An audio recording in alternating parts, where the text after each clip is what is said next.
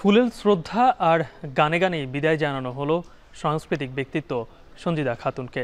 বুধবার ছায়ানটে তার দীর্ঘ কর্মজীবনের সহযোদ্ধারা তাকে শেষ বিদায় জানান অশ্রু সজল নয়নে।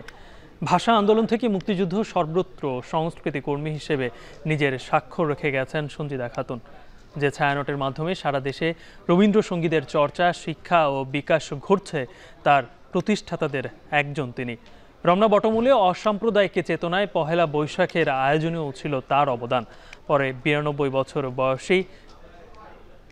বছর বয়সী সন্জীদা খাতুনের মরদেহ নিয়ে যাওয়া হয় ঢাকা বিশ্ববিদ্যালয়ের বাংলা বিভাগে। এরপর শহীদ মিনারে সর্বসাধারণের ভালোবাসায় সিক্ত হন এই ভাষা সৈনিক।